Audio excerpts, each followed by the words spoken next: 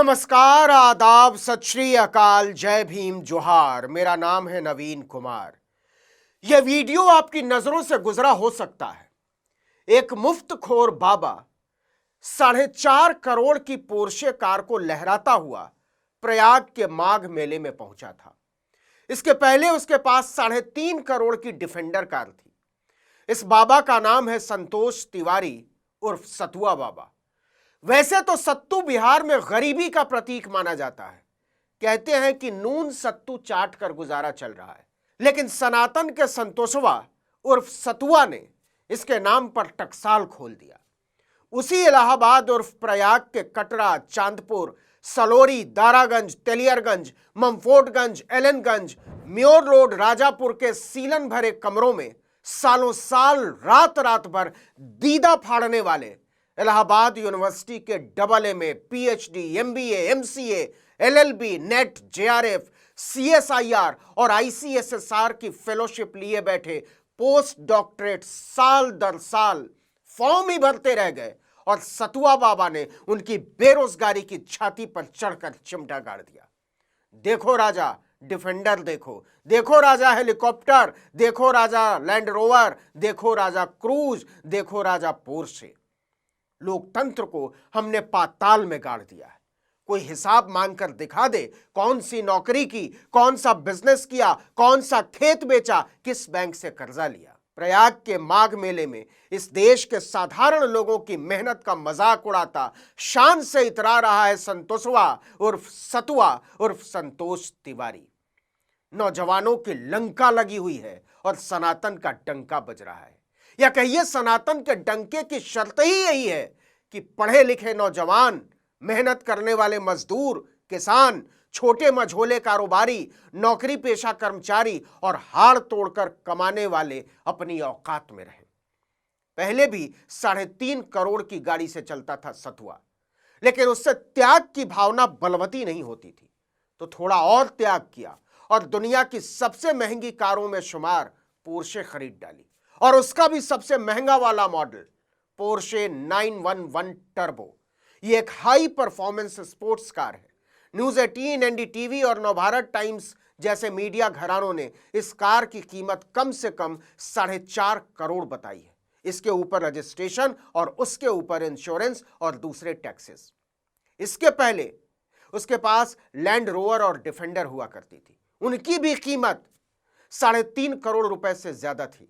सतुआ उर्फ संतोषवा का कहना है कि हम आम जनता के विश्वास की छाती पर 10 करोड़ की गाड़ी चढ़ाकर सनातन की सेवा कर रहे हैं।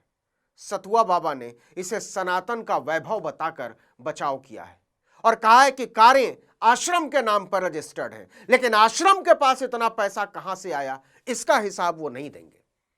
मकर संक्रांति पर प्रयागराज के माघ मेले में 4.5 करोड़ की पोर्शे कार से सतुआ और संतोषवा की एंट्री ने सोशल मीडिया पर तहलका मचा दिया। भारत जैसे देश में जहां लगभग आधी आबादी 5 किलो मुफ्त अनाज पर गुजारा करती है, बाबा अरबपति बन रहे हैं। प्रधानमंत्री और मुख्यमंत्री और गृह मंत्री उनके पैर छू रहे हैं। सतुआ जैसे लोग कहते हैं संत कार नहीं चला सकते क्या? यह कैसा संत है जो करोड़ों की कार में धूल उड़ाता है और जनता के बीच माया और मोह से मुक्ति का प्रवचन देता फिरता है?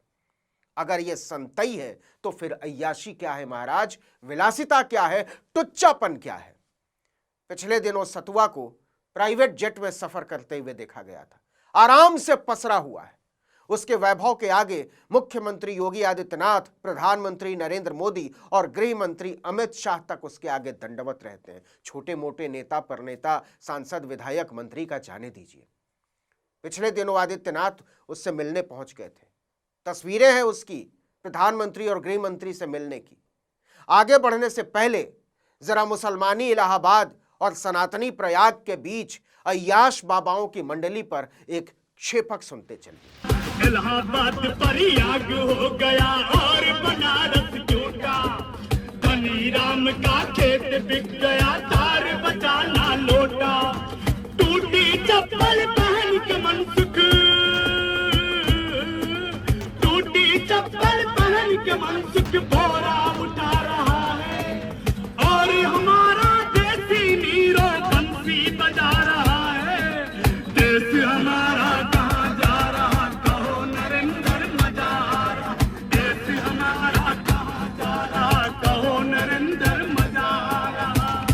हुआ? किस सोच में पड़ गए? मजा आ रहा या अफसोस हो रहा? असल में जनता से लूट कर अय्याशी और विलासिता अकेले सतुआ का मामला नहीं है। धीरेंद्र शास्त्री को देख लीजिए, 5वीं फेल है। रोज दसियों हजार के तो कपड़े बदलता है, हेलीकॉप्टर और जेट में घूमता है, दुनिया भर में छुट्टियां मनाता है और कहने को एक झोला लेकर घूमता है जैसे सारी दुनिया का ज्ञान उसी झोले में भरा पड़ा है। भले है 5वीं फेल। यही हाल अनिरुद्धाचार्य का है, 6ठी फेल। ठाठ से रहता है, हवाई जहाज से यात्राएं करता है और करोड़ों में खेलता है। और इससे बड़ी बात, किसी की हिम्मत नहीं हिसाब मांग ले, इतना रुपया लाए कहां से। छाती पर कोई डिफेंडर चढ़ा देगा, कोई पोर्शे तो कोई लैंड रोवर। संतोष तिवारी 11 साल की उम्र में पढ़ाई लिखाई के डर से घर छोड़कर भाग गया था। इसके बहुत साल बाद अवतरित हुआ तो किसी बाबा की संगत में आकर संतोष दास बन चुका था। मेले में लोगों को सत्तू खिलाने का धंधा शुरू किया और सत्तू खिलाते खिलाते मशहूर हो गया। अपना नाम सतुआ बाबा रख लिया। 19 साल की उम्र में महामंडलेश्वर। जिसने कभी भी कोई पढ़ाई लिखाई नहीं की, कॉलेज और यूनिवर्सिटी छोड़ दीजिए, स्कूल तक से भागता रहा, बल्कि कहना चाहिए कि जिसका हमेशा पढ़ने लिखने से बैर रहा, वो धर्म की छाती पर हुमच कर चढ़ बैठता है और जगत गुरु कहलाने लगता है। उसका आतंक ऐसा है कि जिले के डीएम तक को उसके लिए आटा गूंथना पड़ता है और रोटियां बेलनी पड़ती हैं। डिग्री मांगने पर अकेले मोदी नहीं भड़कते हैं, रामदेव से कभी डिग्री मांगकर देख लीजिए, लेकिन साम्राज्य खड़ा कर दिया। तो ऐसा क्यों है? यह विशुद्ध रूप से श्रद्धा के नाम पर लोगों को मूर्ख बनाने का, ठगने का मामला है। धीरेंद्र शास्त्री एक बार नागपुर गया था। वहां अंधश्रद्धा निर्मूलन समिति वालों ने कहा, हम आएंगे, पर्ची निकालकर बताना हमारी, और नहीं बता पाए तो अंधविश्वास फैलाने के मामले में जेल में डलवाएंगे। रातों रात लंगोट समेट कर भाग खड़ा हुआ। अब सवाल है कि बाबाओं का यह साम्राज्य किसकी लूट के दम पर खड़ा है? तो इसका स्पष्ट जवाब है दलितों, पिछड़ों और आदिवासियों की लूट के दम पर। उसमें भी सबसे ज्यादा दलित और पिछड़े। यह विशुद्ध तौर पर जातिवाद का मामला है। धीरेंद्र शास्त्री हो या अनिरुद्धाचार्य या रामभद्राचार्य या सतुआ या देवकीनंदन, सब के सब ब्राह्मण हैं। और न केवल ब्राह्मण हैं, बल्कि खुलेआम कहते हैं कि ब्राह्मण सर्वश्रेष्ठ हैं, ब्रह्मा के मुख से पैदा हुए हैं और व्यास पीठ पर बैठकर प्रवचन देने का अधिकार केवल उनके पास है, दलितों, पिछड़ों, आदिवासियों के पास नहीं। ये लोग घृणित अस्त्र के जातिवादी हैं। और जो अफसोस की बात है वो ये कि संविधान लागू होने के 75 साल बाद भी अधिकांश दलित, पिछड़े, आदिवासी ये मानते भी हैं कि वो जाति पदानुक्रम में ब्राह्मणों से नीचे आते हैं। धार्मिक अंधविश्वास में डूबे ऐसे लोगों की संख्या 50 करोड़ है। अनपढ़, जाहिल, मूर्ख, पाखंडी बाबा और कथावाचक इसी विश्वास का फायदा उठाते हैं। वे कथाएं सुनाते हैं, चमत्कार का दावा करते हैं और भक्तों को उल्लू बनाकर वसूली करते हैं कि हमें पूजने और पैसा देने से, संपत्ति देने से, जमीन देने से तुम्हारा मरने के बाद कल्याण होगा, तुम स्वर्ग चले जाओगे। इस वसूली के नंगे धंधे को दक्षिणा या सेवा का नाम दिया जाता है। यह खेल हजारों करोड़ रुपए का है। उदाहरण के लिए बलात्कारी और हत्यारे आसाराम बापू के ट्रस्टों की सालाना कमाई 350 करोड़ रुपए से भी ज्यादा थी। उसके पास 300 से ज्यादा आश्रम थे, ज्यादातर उल्लू बनाकर हड़पी गई जमीनों पर बने हुए। श्री श्री रविशंकर की नेटवर्थ 1000 करोड़ रुपए से ज्यादा है। माता अमृतानंदमयी की संपत्ति 1500 करोड़ रुपए से ज्यादा है, जिसमें अस्पताल और स्कूल शामिल हैं, लेकिन स्रोत दान ही है। बाबा रामदेव का साम्राज्य तो और बड़ा है, उनकी नेटवर्थ 16,000 करोड़ रुपए आंकी जाती है। ये तमाम बाबा और कथावाचक मोक्ष का लालच देकर गरीब, मध्य वर्ग और अमीर तीनों से पैसा वसूलते हैं। तमाम बाबाओं की अय्याशियां यहां तक पहुंच गईं कि वो आशीर्वाद की आकांक्षा में आई साधिकाओं और शिष्याओं को रात के अंधेरे में ही नहीं, दिन के उजाले में भी दबोचने लगे। आसाराम से लेकर राम रहीम, नित्यानंद, परमानंद महाराज, प्रेमानंद और फलाहारी बाबा से लेकर नारायण साईं तक असल में भेड़िए थे, जिन्होंने आस्था, विश्वास और परोपकार के नाम पर महिलाओं पर झपट्टा मारने को सनातन का धर्म बना लिया। सबके घर महल जैसे, जिसे वो आश्रम कहा करते थे। सबके आश्रमों में सुपर लग्जरी कारें और सबके आश्रमों में सुख सुविधा की हर वो सहूलियतें जिनकी कामना दुनिया का बड़े से बड़ा अय्याश कर सकता है। किसी का भी नाम ले लीजिए, सबकी औपचारिक शिक्षाएं संदिग्ध, लेकिन ये लोग आईआईटी, एम्स, आईआईएम और यहां तक कि हार्वर्ड, कैम्ब्रिज से पढ़कर आए लोगों से ज्यादा प्रभावशाली हैं। क्यों? क्योंकि वो भावनाओं से खेलते हैं। एक इंजीनियर या डॉक्टर बहुत मेहनत करके एक घर, एक गाड़ी या एक अस्पताल या थोड़ी बहुत जमीन खरीद पाता है, वो भी उम्र ढलने पर। लेकिन बाबा मंडली भक्तों की भीड़ से हजारों करोड़ कमाती है और उनसे अपने पैरों में नाक भी रगड़वाती है। पूरी दुनिया में ऐसा कोई धंधा नहीं है जिसमें आप जिससे पैसा लें उसी से नाक भी रगड़वाएं, वो भी अपने पैरों में। लेकिन इसके लिए सबसे बुनियादी और अधिकतम योग्यता है ब्राह्मण होना। न इससे कम कुछ चाहिए और ना ही इससे ज्यादा।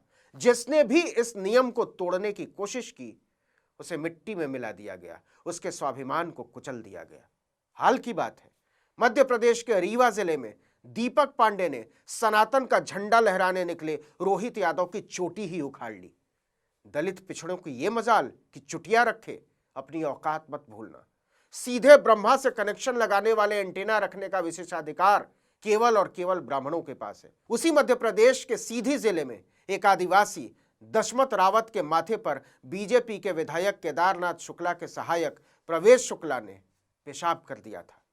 कहने का मतलब यह है कि संतोष तिवारी उर्फ सतुआ बाबा ने जो ये 4.5 करोड़ की कार संगम के मेले में चलाई है, या जिस चार्टर्ड प्लेन में धीरेन्द्र शास्त्री उड़ता है, या जिस काफिले में अनिरुद्धाचार्य दौड़ता है, उसमें शोषण, अंधविश्वास और दलितों, पिछड़ों, आदिवासियों को मूर्ख समझने का पेट्रोल डला हुआ है।